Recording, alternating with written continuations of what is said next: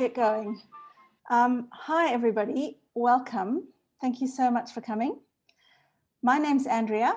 I am otherwise known as the Slow Coach. I'm based in St Ives in Sydney. Thrilled that you could make it tonight, where we will be chatting with a local naturopath and nutritionist all about nutrition and the best ways for fueling an active lifestyle. So tonight's session, and it forms part of our Slow Learners series. So as the Slow Coach, I'm trying to find ways to give us all something practical to do during lockdown. And I have run a couple of these webinars. You can find all the recordings if you need to on the Slow Coach website. There are sessions on the importance of strength training, resilience and training during COVID, and how to get from flat to finish line. Before I introduce Jean, I'm just going to talk for a very few minutes about why I started the Slow Coach. I have been running for about 10 years or so, despite running pretty consistently somewhere between 3 and 6 times a week. I have never got any faster, and I'm resigned to the fact that I never will be. But especially in more recent years, I've felt the need for a bit of a wider, more inclusive conversation about running. The running community and runners themselves are really amazing people. They are incredibly welcoming and inclusive and supportive. But the thing is, it doesn't always feel that way when you're standing on the outside. As a newbie runner, possibly as an older runner or a bigger runner or an injured runner, you have this feeling that you don't always belong. You might feel that you don't look a certain way, you can't use the jargon, you can't keep up. It's always your biggest fear that you're going to be the slowest person in the group. And to me, after 10 years of experience, I have realized how much speed doesn't matter. Running is really, it's a pathway to things like friendship and joy and personal achievement. It's made a huge difference in my life in terms of my confidence levels, in terms of the way I perceive myself, in terms of being proud of myself. And as I often say, being proud of yourself is the one thing you really can't buy. But running has given me, the means to achieve that. At the Slow Coach, pace is never our primary focus. And we make sure that we are welcoming for every goal, every level, and every body. So if you are local to the St Ives area, you might be interested in knowing a little bit about our Running Behind group. We train twice a week on the St Ives Village Green when we can, COVID permitting. Generally, those sessions take place on a Monday at 6 a.m. and a Thursday at 9:15 a.m. And there's somewhere between 5 and 15 people at every group, so you won't be alone. And I can guarantee you will not be the slowest. Babies, children, and dogs are always welcome. We include them in all the training. And as I've said before, all levels, all abilities. Don't worry if you can't even run for the phone, you're not alone. Some of the achievements that the Slow Coach tribe have achieved, so that I'm really proud of on their behalf, is that the majority of clients come to me not being able to run at all. And we usually start with a walk to run program. So that might consist of something like walking for a minute, running for a minute, and so on. And from those, I've seen clients graduate to their first 2-kilometer run, their first 5-kilometer run, their first 10-kilometer run. And I'm very, very proud of the couple of clients who've made it to their first half marathon. So I will train you and I will cheer for you every step of the way. And I stress that every goal is valid. And at the Slow Coach, we get you from flat to finish line. If you're not in a position to train locally in St Ives, I do have an online membership package. I'm pretty proud of it. To the best of my knowledge, it is the only online running program that has been designed especially for slow runners and beginner runners. So the running community is awash with running programs, marathon, half marathon, 10K, 5K programs, but generally they make assumptions. And they'll set something like a tempo run at 5 minutes a kilometer, or assume that your first run, you're capable of a 2K warm-up. My program doesn't. It makes no assumptions at all and is specifically written for newer, beginner and older runners in mind. It retails for only $55 a year. For the limited time, that includes a one-on-one consultation with me, during which I will design a bespoke running plan specifically for you. And it gives you access to an incredible community of runners. It's probably one of the things we do best as runners, is we really support one another. But your membership will also include some pretty awesome discounts. And whilst I haven't done the exact maths, I'm pretty sure that what you save in races and gear and merchandise will pay for your membership, more than pay for it. It also gives you access to a knowledge center, quite a large selection of articles and videos that have been specifically created with beginner runners in mind. And since it's COVID and we can't train in groups, I can't pass up the opportunity to just tell you very quickly about one-on-one training, which you can do with me if you'd like to. I am a registered COVID safe business. I'm also a level 2 accredited run coach with Athletics New South Wales. I pride myself on a very personalized focus. I will always remember your circumstances and your goals, and I will make sure that all the training is structured around that. Generally speaking, a one-on-one session consists of about 30 minutes of warm-up, strength and mobility work, followed by 30 minutes of actual running, where I will run alongside you and pace you. But the benefits of running with a slow coach are more than just training. It's a strong, supportive community, an incredible bunch of mostly women and a few brave men who will always be your cheerleaders. We also have fairly regular social runs where we just get together purely for a bit of a walk, run or jog, and we always have coffee afterwards when it's safe to do so, obviously. We have a WhatsApp group, which gives you access to all the other runners, an opportunity to set up your own runs. If you're looking for accountability or someone to run with you, you'll find it there. And this, our Slow Learners webinar series. And if you'd like to find out anything more about what I've just said, please feel free to visit the website or just email me. Okay, thanks for bearing with me. I'm going to stop sharing my screen and I'm going to introduce you to the amazing Jean. Jean is a naturopathy, nutrition and Buteyko breathing practitioner.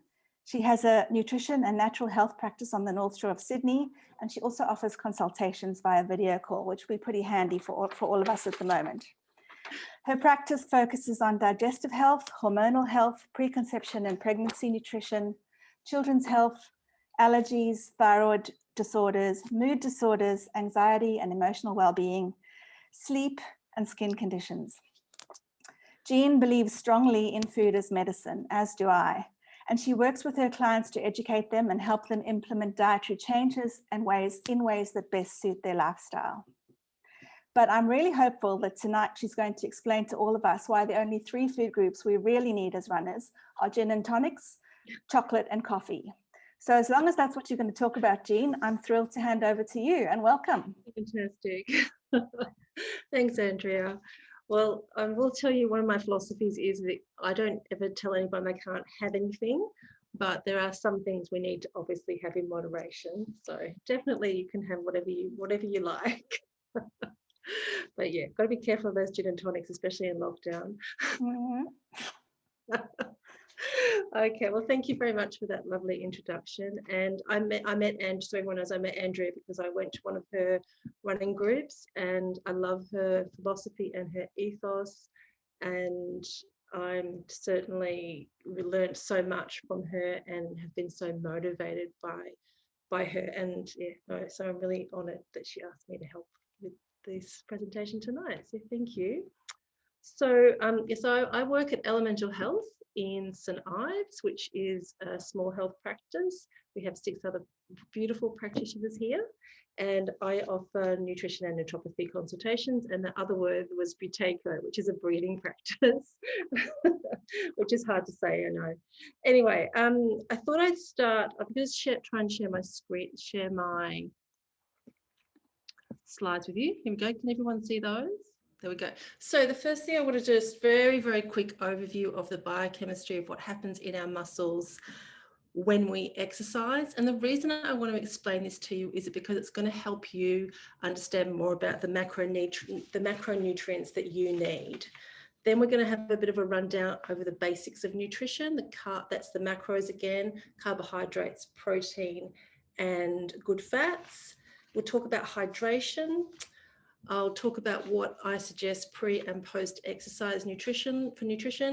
And then we're going to have a little talk about why you might not be reaching the goals that you're setting yourself. And I can answer any questions if anyone has any. So just starting quickly with the biochemistry. So I just want to explain this very briefly. So our muscles use ATP, that's their energy, that's their fuel. Now we make ATP essentially through carbohydrates. So when someone doesn't want to eat carbohydrates, it's a little bit of a concern if they're trying to do a lot of exercise, because we really need those carbohydrates. So we've got these three ways that we produce energy in our system. We've got our anaerobic system, and that's when you're doing something like a slow jog, when you're doing a leisurely cycle, and you're still working, but you're not working at a high level. You're working at approximately 60% of your capacity. So you can maintain this sort of exercise for quite a long time. And during the first 20 to 30 minutes of that exercise, you're going to be burning purely carbohydrates. But after that first period of 20 to 30 minutes, you start to burn fat as well. So if you're somebody whose goals are losing fat, then you've got to keep that exercise going for a longer period of time. So the next type of exercise I've got is our anaerobic or our lactic acid system. And this is the exercise that we do where we're a bit more active, where it's the circuits that we're doing, it's the weights that we're doing. And during this time, our muscles are getting ATP from the glycogen that's stored in our muscles and from the glycogen that's stored in our liver and also in our blood. And it turns the glycogen into the glucose, and when it does, the byproduct is lactic acid. So that's why we get sore muscles. So I'm sure we're all very familiar with that feeling. And then the third way that our muscles make energy is through the phosphocreatine process. And this one, they're also using glycogen and they're using creatine. And this is those really fast sprint that you're doing. You can only maintain this exercise for usually about 15 to 30 seconds. It's those really heavy weights. And this one, we're only, again, using carbohydrates in that activity. But it's also really important to remember we don't move from one to the other. We continue to use all three. So even when we're doing our heavy weight, we're still burning our fats and our carbs. So I hope that makes sense. Okay. Moving on, if I can. Okay, so I'm going to talk quickly about the macronutrients, and every time I talk about this, I always feel like it's very basic, but I must say that when people come to see me in clinic, they're usually really confused about what they should be eating. And I think a lot of that is because there's so much information out there about different styles of eating and different diets, a lot of advertising. So I do like just to cover the real basics. So let's have a look at that. So carbohydrates. So as we've just talked about, carbohydrates are really important. Sorry, I just lost my notes. They're really vital for when we're exercising. We need carbohydrates. Now look, obviously there's something called keto diet. Some people are into keto. That's a totally different talk, and I'm not going to cover keto tonight. If that's something you are interested in, it's definitely something that can be beneficial for a lot of people, but it's not something I'm going to cover tonight because it's very specific and it's a lot of hard work and it's a lot of effort. And I find generally my clients don't want to have a lot of hard work. They want these things to be simple and easy. They don't want to have to be worrying about counting their carbohydrates and counting their fats and their proteins. They just want to actually know what to eat and enjoy their food. So that's my philosophy. So generally with most adults, I want them eating between 2 to 4 serves of carbohydrates every day. Now that's going to depend on how active they are and what their goals are, but it's the type of carbohydrates that's important. So we've got our simple carbohydrates that things like our fresh fruits, like our watermelon, our oranges, and our watermelon, oranges, and grapes. And then we've got the other simple carbohydrates that are more the junk food type ones, like our soft drinks, fruit juices come into this category, biscuits, lollies, honey comes into this category as well. Now, the thing with the simple carbohydrates is when we eat them, they break down really quickly in our body to glucose. And a lot of them don't provide us with much more nutrients than that glucose. Whereas our complex carbohydrates, this is our fresh fruit and vegetables, our apples, our pears, our berries, our broccoli, our sweet potatoes, also our legumes, our brown rice, and nuts and seeds also come into this category. Those foods are also going to provide us with the energy and the glucose, but because of the other nutrients in them, they take longer for our bodies to break down, and they provide us with much more nutrients and things like fiber, which is really important for our digestive health, and other vitamins and minerals. So this is what I want my clients to be focusing on, is eating lots of complex carbohydrates. Not lots, but that I want the carbohydrates that they eat to be the complex carbohydrates. So I don't want carbs to get a bad rap, because I do think that they tend to, but it's because it's certain types of carbohydrates. So the way I get my clients to work is I basically get them to look at the food that they're eating, and I want them to eat more fresh fruit and vegetables and more whole grains, and I want them to eat less processed food. Processed food, in my opinion, is simply void of nutrition. And we want the nutrition, we need the nutrition in our body. So we want to eat foods that are full of those beautiful nutrients that we need. So for example, what I would suggest to some of my clients might be things like, could eat 1 piece of fruit per day. I try to get my clients eating 3 to 5 cups of vegetables per day, which seems a lot for some people. And then they have 1 to 2 serves of whole grains per day. And that would be, I want them to be things like brown rice, quinoa, legumes, chickpeas are really good.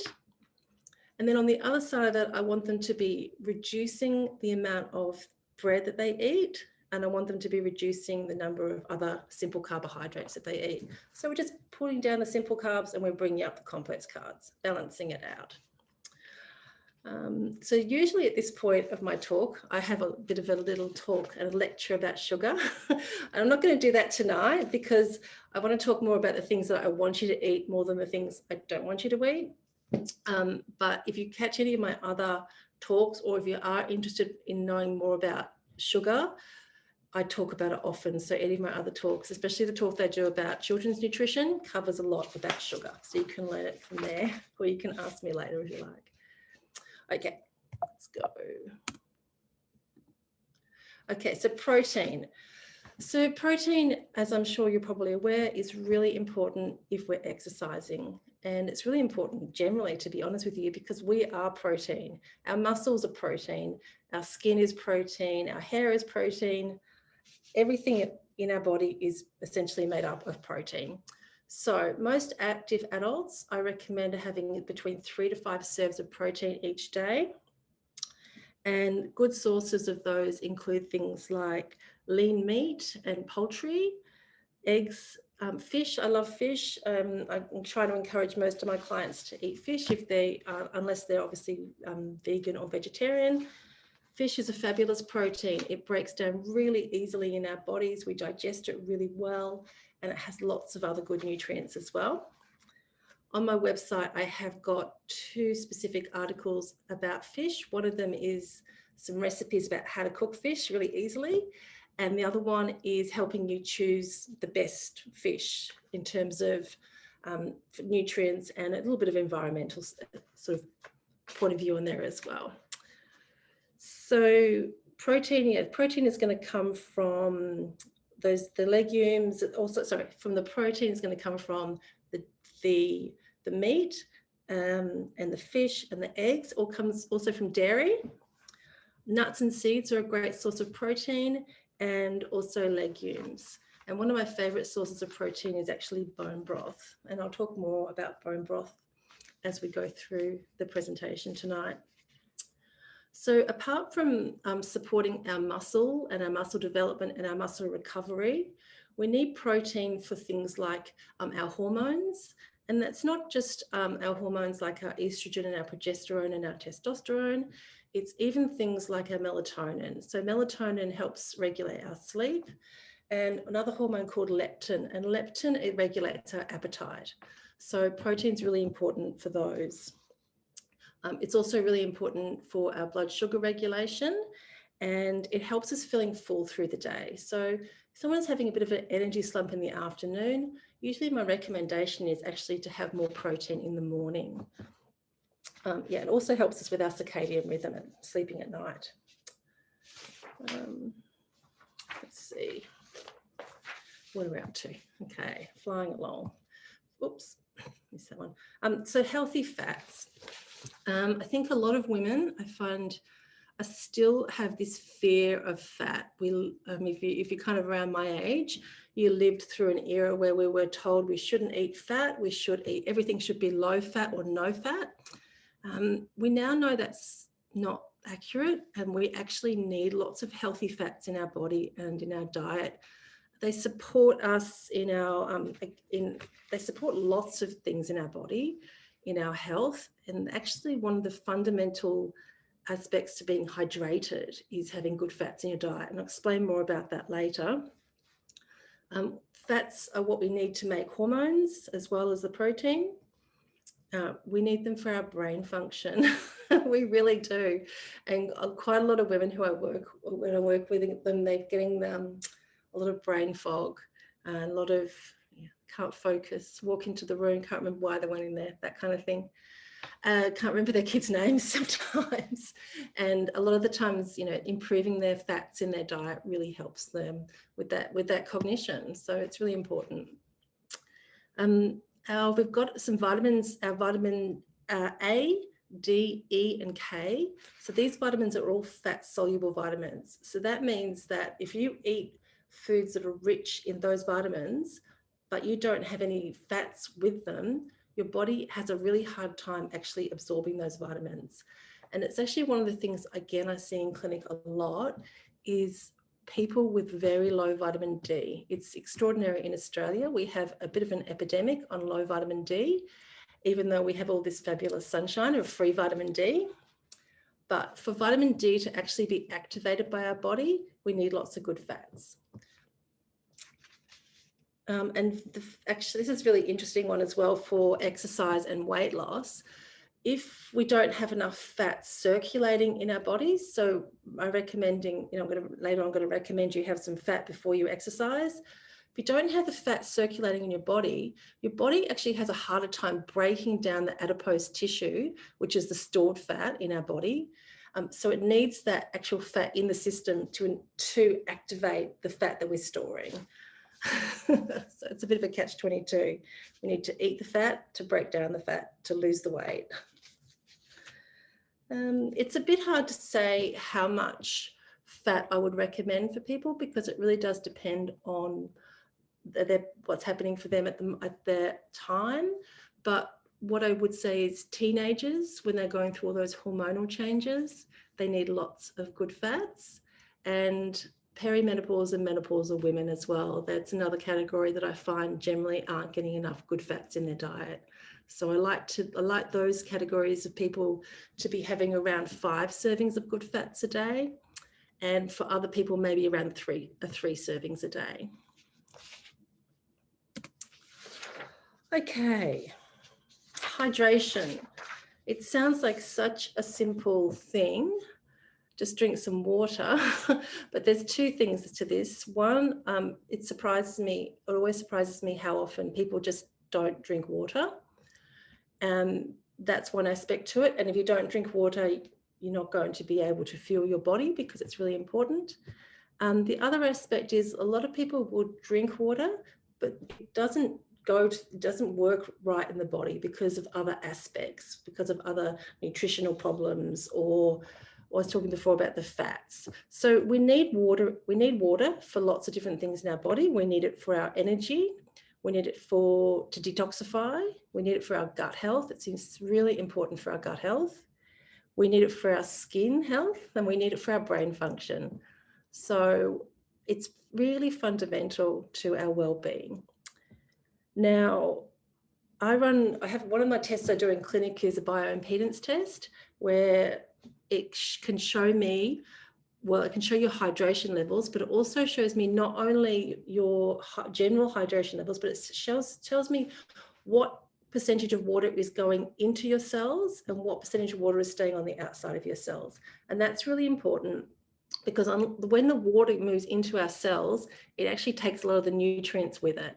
So if that water isn't going into the cells for some reason, then a lot of the nutrition that you're taking in isn't getting to where you need it to be in that powerhouse of the cells.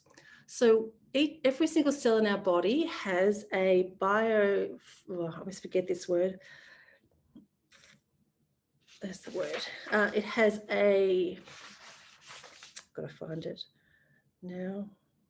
Has a phospholipid bilayer, and that is made up of good fats, and that is what gives the cell structure. It's what holds the cell together, and it's what lets in the water and the nutrients in and out of the cell. So that's where I was talking about the good fats before. If we don't have enough of those good fats, we're going to be, if we are drinking the water, it's actually not going to be able to either go into our cells or stay in our cells. So good fats, really important part of hydration. What else happens? Again, if you don't have the right number of minerals and electrolytes, again, the gates won't open on the cells to let those nutrients in and out. So we need the right balance of those electrolytes and the minerals, and that's the things like our magnesium and our calcium. Let's see, where have I go? My God, my notes have all gone upside down. Okay. Micronutrients. Let's talk a little bit about some of the micronutrients that you need to support your exercise. So the first one is magnesium, and magnesium is responsible for our muscle contraction. So to move muscle, it needs magnesium. And it's also really important for rebuilding the muscle after exercise. It's important for balancing our blood sugar. It's important for our hormones. It's important for our mood. It's important for our stress. It's important for our sleep. In fact, magnesium is responsible for over 300 different enzymes in our body. So it's a really important nutrient. And the problem is that a lot of the food that we have isn't very rich in magnesium anymore. The soils have just depleted. But the other thing is that we need so much of it. And we need, when we're stressed or if we don't sleep well, we actually rapidly deplete our magnesium. So that's one of the reasons why quite a lot of people take a magnesium supplement, and it can often be a really good thing to take, not always, but sometimes. Another important nutrient is calcium. Again, it's a signaling chemical for the muscles in the contraction. It helps with the rebuilding of the muscle after exercise. Obviously, we know it's really important for our bone health. It actually plays a role in vitamin D as well, and also really important for our strong ligaments, not just our bones. Iron is also really important for anyone who is exercising a lot, because iron is what carries the oxygen around our body. And we need that so that the oxygen is part of the process of creating the ATP. So iron's really important. And vitamin D is really important. And again, like so many people are unfortunately very deficient in it. B vitamins are another one that I see quite often. B vitamins are the powerhouse of our cells. So we need those B vitamins at a cellular level, so our cells work so that they get our body to do what it's supposed to do. They're really fundamental to our health, and it's another one that deplete very easily during times of stress. Chromium is also something else that's really important for people who are doing lots of exercise and trying to build muscle. So chromium is really important in our blood sugar regulation. And quite often people who are struggling with blood sugar issues are low in chromium. And then we've got two amino acids that I often talk about are creatinine and taurine. And creatinine is, as we learned earlier, it's responsible for helping those muscles create the ATP when we're doing the really strong exercise, when we're really exerting ourselves to 90 to 100%. We need that creatinine.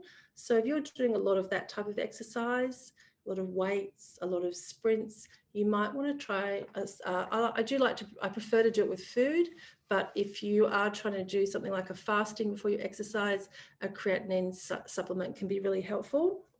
And taurine is really helpful. It's been shown to be helpful for muscle recovery, but it's really beautiful and calming on the nervous system as well. So I love it. It's really helpful for people who are experiencing stress and whose nervous systems are just a little bit wound up, because our nervous system, when we exercise, we do go into that fight or flight phase. We need our nervous system to come out of that. And some people find that really challenging. So taurine can be really good for that. Okay.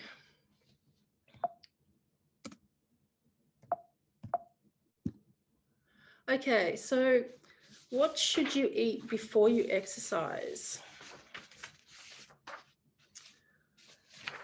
Well, the way I look at it is there's two options. You can do your exercise fasting. If you do it fasting, do it properly fasting. Some people say to me, yep, I fasted. All I had beforehand was a banana and a cup of coffee. And I'm like, well, that's not fasting if you're having that. Fasting, I've got a blog about this on my website if anybody's interested. Fasting can be really healthy and beneficial for some people, and it doesn't work for other people. And there's a couple of reasons why it won't work for some people. And then some people just don't like it, doesn't suit them. But anyone who is pregnant, trying to fall pregnant, or breastfeeding should not be doing fasting. Anyone who has adrenal fatigue should not be doing fasting. And I like to work with a bit of sugar regulation first before I get people who have that sugar dysregulation practicing any fasting.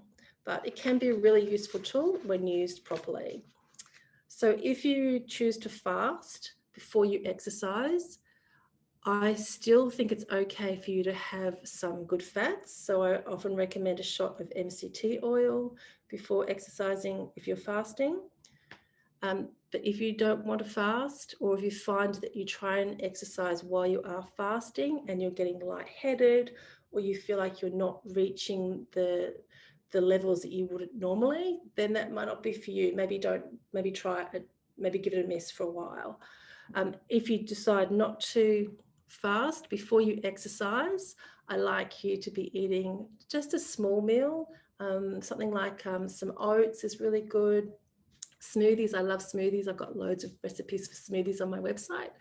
Smoothies are fantastic. You can get so much nutrition into a smoothie, and they're beautiful. They're very well absorbed. I don't want you eating too much too close to exercising. So I usually recommend a minimum of 30 minutes before you exercise, because when we eat, the blood rushes to our digestive system so that we can digest our food. So if you eat straight away and then try and run, you're either going to have a situation where your body isn't able to utilize your energy for your exercise, or it's not able to utilize the energy for the digestion, and neither of those are ideal. So just leaving a little bit, like a 20-minute or 30-minute gap between eating and exercising, just helps with that digestive process.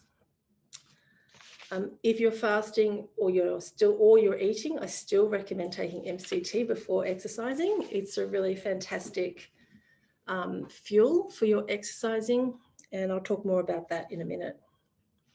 So after exercising, I definitely don't want anyone fasting. You need to replenish your body. So ideally, now, I don't want anyone panicking about you have to eat within a certain window, but ideally you want to be replenishing your body with some carbohydrates, some complex carbohydrates, some protein within about a 20-minute window. That's ideal. So again, I love smoothies. Smoothies are fantastic. You can take them with you to have afterwards. You can carry them in a thermos. if you're going to exercise, then going to, to work, you can take them with you really easy, something like that. Other options are things like a protein ball. Eggs are fantastic. Doesn't have to be a full meal if you're if it's not a meal time, or if you're on the way somewhere. It can just be something to help start that refueling process for you. Now, if you're exercising because you'd like to lose weight, again, I think the MCT is really helpful for that. But again, like I talked about earlier, you really want to focus on those. You want to get I'm not the exercise person here, that's Andrea, but I want to see my weight loss clients doing lower impact exercise, but for longer. So long bush walks, things like that. I want them doing things that they enjoy, taking the dog for a big walk, walking the kids to school and back, things like that. So those sorts of exercises are really help you start burning that fat. Obviously having more muscle also burns fat, so that's good. The trick to weight loss, it's not really a trick. It's basically you have to expend more energy than you ingest. So, and look, it's never that simple. I find people that come and see me, there are generally other factors going on. There can be, again, this sugar dysregulation, this hormonal dysregulation impacts your ability to lose weight, but the biggest one is stress. So when you're stressed and your cortisol is high, your body doesn't want to lose weight. It won't let go of the fat. It's holding on to it because it's a resource. So when we have too much stress in our life, we can't move past our goals, that we can't achieve our goals that we're trying to achieve. It's a really big issue for a lot of people. And finally, endurance sports. Well, what I consider my definition of endurance sports, I don't think it's the official definition, but what I would say is if you're exercising for more than 60 minutes, so if you're not just like 65 minutes, but say you're exercising for an hour and a quarter or an hour and a half or 2 hours or doing a half marathon, you really should be looking at replenishing your glucose just a little bit during that time. It doesn't need to be much. Just something like 2 bites of a banana. Medjool dates are fantastic. A lot of the cyclists pop the medjool dates in their socks. And medjool dates are a good source of magnesium as well. So just something so that we're not going to end up with the body getting to a point that it starts to worry that it's burning through too much glycogen. And when it does that, it can start to think about breaking down muscle for energy. And we want to stop that. And the easiest way to stop that is just to give it a little sugar fix.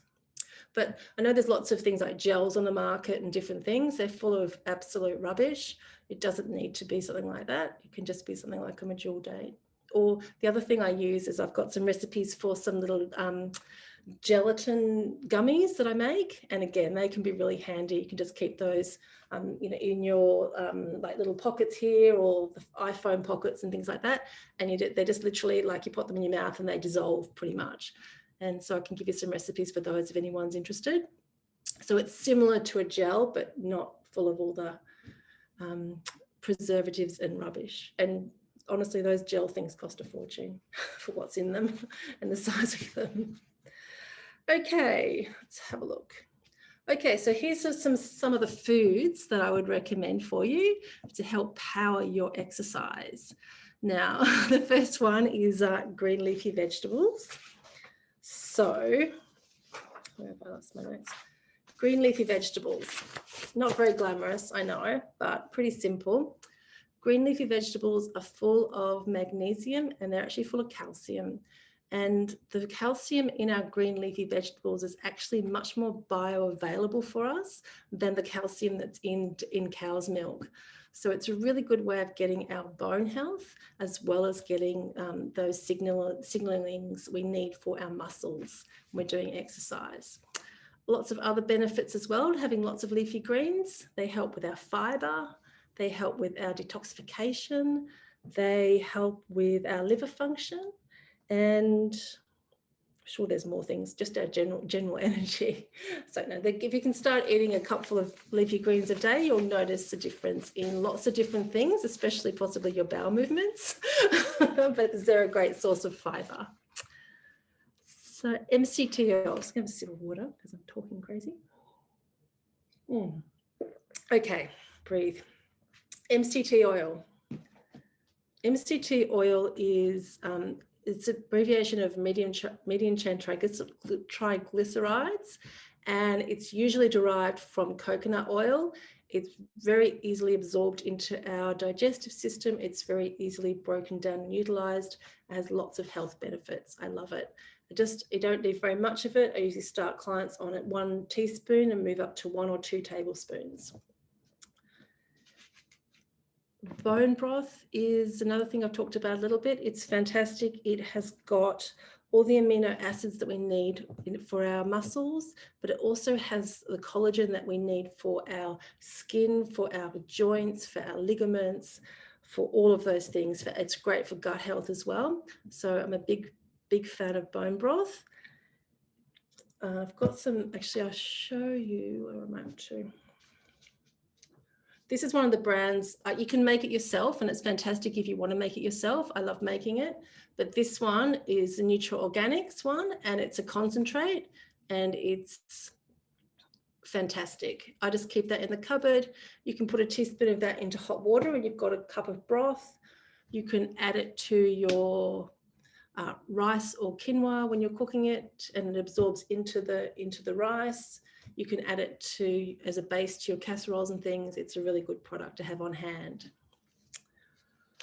Oats is another one of my favorites, obviously full of fiber, full of B vitamins, full of magnesium, full of iron. What I would say to you is avoid the quick oats and stick to the traditional oats, because otherwise you're not going to be getting the good fiber and the good nutrients from them. That goes back to what I was talking about earlier with the processed food. When they're processed, they lose a lot of their nutrients.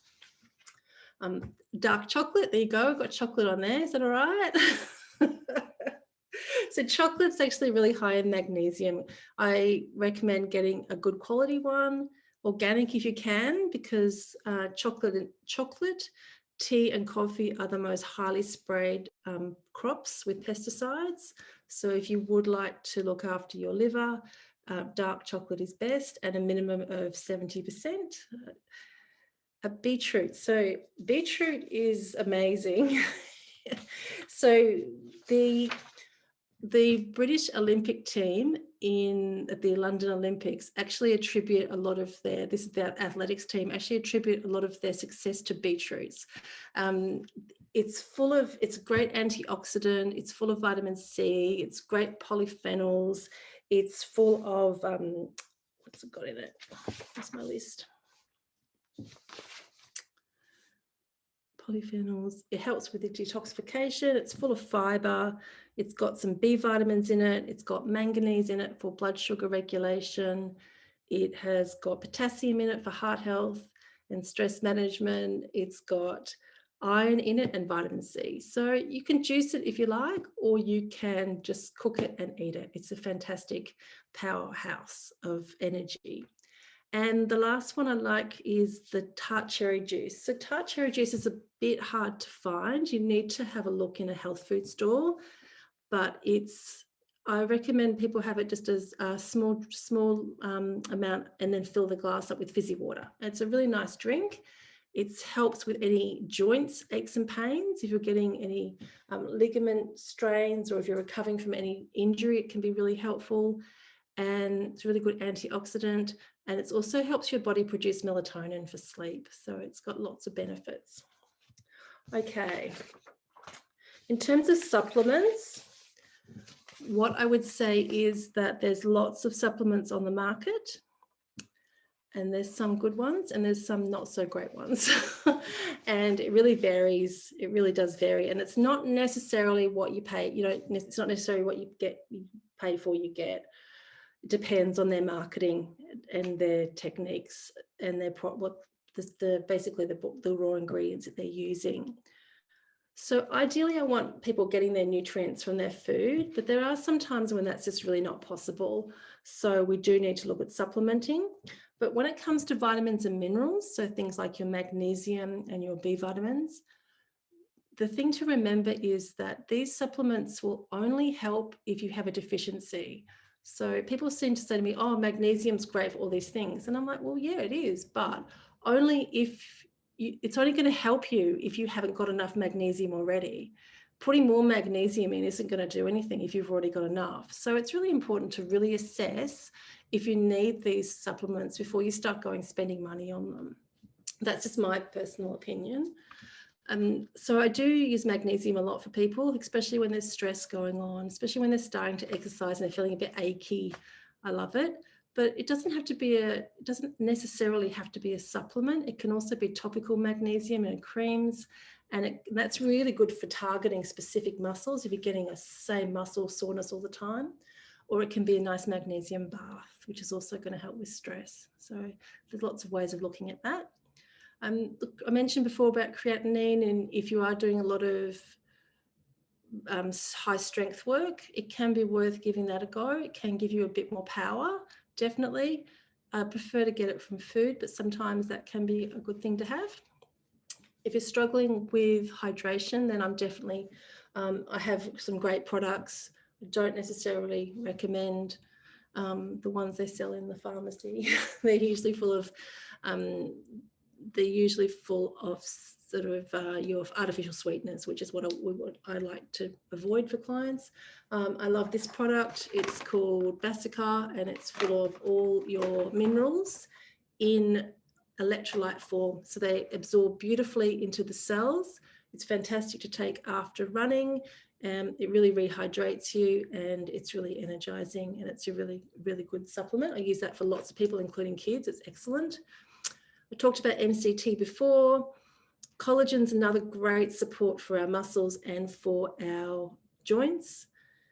B vitamins. Okay, so B vitamins, again, it's one of those ones, if a lot of people are deficient in B vitamins, a lot of people struggle. If you haven't got good gut health, you can't convert your B vitamins. It's really hard. Also, we struggle, that gets harder as we get older, but there's also some people who genetically struggle. They have genetic SNPs that make them not be able to activate their Bs. So sometimes I find when people have a lot of stress going on, or if they're really struggling with their energy, or if everything else is going really well, they just want to take their energy to the next level, sometimes an activated B vitamin can be brilliant. It works really at a cellular level. So we're talking, these products, these next three are like, we're talking about the powerhouse of the cell and how they work. CoQ10 is a cofactor for the Krebs cycle. As we get older, we produce less of it. And a lot of medications as well suppress the ability for us to make that. So again, I find that can be a really great supplement for people who are struggling just with that little bit more, need a little bit more energy. And broccoli sprouts. It's like a greens powder. You can take it as a capsule or as a powder. And it's just a fantastic, real powerhouse for our cells at a cellular level. It works with the mitochondria of the cell to just basically gives the cell like a just boost. So there's just some of my favorite supplements, but I do recommend working out whether you really need these things before, and also working on your food and your nutrition. Okay. So some of the reasons why people might not be reaching their goals. So under eating is as bad as overeating, because when our body isn't getting the nutrients it needs, it wants to hold on to everything. And that includes toxins and things as well. So we must be eating the right amount for our bodies and the right foods. So if we have nutritional deficiencies, it's definitely going to be inhibiting our body to function properly, as is poor hydration. And as stress, I talked about before, you've got high cortisol, it's really challenging for your body to function as it should do. So other things that can impact them, I won't go into details now, are hormones, poor gut health, and breathing, which I haven't talked about tonight, but something also I'm really passionate about. Maybe I'll do another talk about that one another time. So I will hand over back to Andrea and see if we have any questions. And I hope that that was interesting. I hope you learned something from that and you found something that will help you. And yeah, let me know what you think. Thank you, Jean. I love that. You had me at dark chocolate. I do have a couple of questions, but I'm also mindful of time. So I'll just have a quick look at the chat.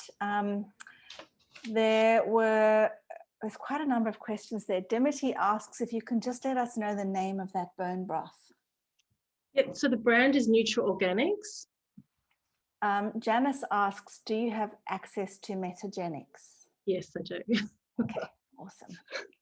I do, but I also use an online ordering system as well for people. So yeah, no, definitely. Okay. Kirsten would like to know if leafy greens include lettuce and spinach leaves. And also, when you say eat protein, does that include tinned tuna?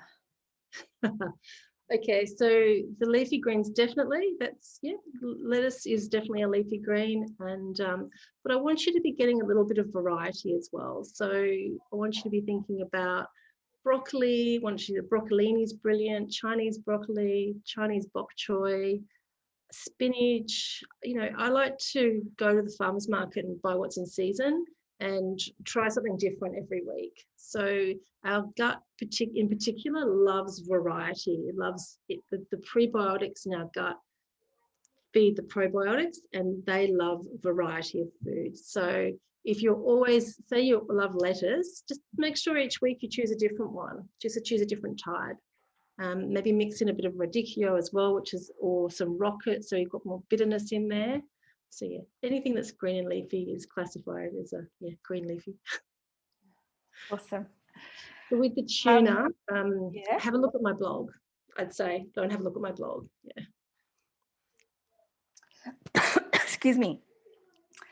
Kirsten also wonders if a small apple 15 minutes before exercise is a good option, and how much bone broth to put in a casserole, for instance. So with the apple's fine to eat before exercise, but I'd probably try and do it at least 20 minutes or 30 minutes beforehand, just for that digestion, so to allow your body to digest that food properly and spend the time it needs to digest it. In terms of the bone broth, it's up to you. Like, you can use as much or as little as you like, and the different brands have different concentrations of it. So this one that I use, when I do a casserole, I would probably put in about 2 tablespoons. Sally asks, what foods are rich in creatinine and taurine, and where do we get MCT oil from? Okay, so creatinine and taurine are amino acids, and predominantly you're going to get those from animal products. So from meat, from poultry, from lean beef, from lamb, from turkey. Turkey is a great source as well. And it is harder to get them from it. Basically, they're only in animal products. Eggs are have got a small amount as well. If you are vegetarian or vegan, you may need to look at supplementing, because they generally are in animal products. And so what was the second part? MCT, but you can get it in the supermarket. It's a supermarket, chemist, health food store. The Source in St Ives sell it. You'll get it everywhere. I can get you some if you need it. Let me know. It's pretty common. Once you see it, you'll see it everywhere. Awesome. I'm definitely going to look out for it. We're nearly at the end. Is eating salmon as good as eating a white fish once a week? Again, look for varieties. If you read my blog, you'll get my personal view on salmon and farmed fish, which I think we have to be really thinking about what the farm fish is fed, because so if it was me, I would say I'd be going for salmon once a week and white fish once a week. Mix it up. If you really like salmon, you might need to look at the quality of the salmon that you're eating, something like that. But yeah, if you ever look at my blog, it kind of goes into good detail about fish and which fish I recommend. But at the end of the day, everyone's got their own. Look, honestly, if we could only, we could all eat line caught fish, it'd be wonderful, but it's just not possible. And if the only fish you can eat is tinned salmon or tinned tuna, go for it, because that's better than nothing. At the end, I might end with my own question, which is just simply, I am about to turn 50. I'm definitely going into menopause. I like to think that I exercise a lot. And I'm also always proudly certainly telling my clients that weight loss is not really the focus of our running. But I am mindful of the fact that despite being really active, and I like to think eating reasonably well, running has almost no impact on my weight. I would have to diet if I wanted to lose weight. I'd have to restrict my calories. Is there a reason for that? There could be several. One of them is now, I don't know what your situation is. I don't know how stressed you get, how busy you are. A lot of people don't know they're stressed because they might not be stressed here, but their bodies are stressed. So stress is kind of one of those things that isn't necessarily just because you're having a bad day and you're pulling your hair out. Your body can be under stress even if you don't realize it. And that's why I like to use some of the testing I do, because it shows people how stressed their body is. So what happens as we enter menopause, go through perimenopause, is our ovaries aren't producing estrogen anymore. And we still need estrogen. It's protective for our heart. It's protective for our bones. It actually gives us pain relief. It does so many things. So what happens is our ovaries stop producing it and our adrenal glands produce it. But our adrenal glands also produce cortisol and look after us when we're stressed. So if they're too busy, if they're already busy dealing with stress, they kind of go, I'm sorry, I can't be dealing with that as well. So the other place that we get estrogen from is from adipose tissue. So if the ovaries are stopping, the adrenal glands are too busy, your body says, well, okay, I will make estrogen from fat. And that's where you start to get the muffin top and that concentration of fat right around the top of the belly, the middle of the belly there. That can often be hormonal. So you need to reduce your stress. You need to probably look at a little bit more good fats in the diet. Maybe look at a little bit of liver function as well. That can help improving liver function. Yeah, things like that. So fewer gin and tonics then. Sorry. Fair enough. Okay, well, it's 7 o'clock, so we have gone on for quite a lot of time. Okay, sorry, no, not a problem. Jean, if I can get you to stop sharing your screen. Sure. I'll just pop our contact information up if I can find it. In the meantime, I'm just really grateful for your time this evening, for validating this idea and for giving up your evening. It means a lot. I hope you valued it. Please feel free to send through any and all feedback. And we look forward to seeing you at the next Slow Learners webinar, which will take place in a week or two. Just keep an eye on the social channels. Until then, have a very good evening. Bye.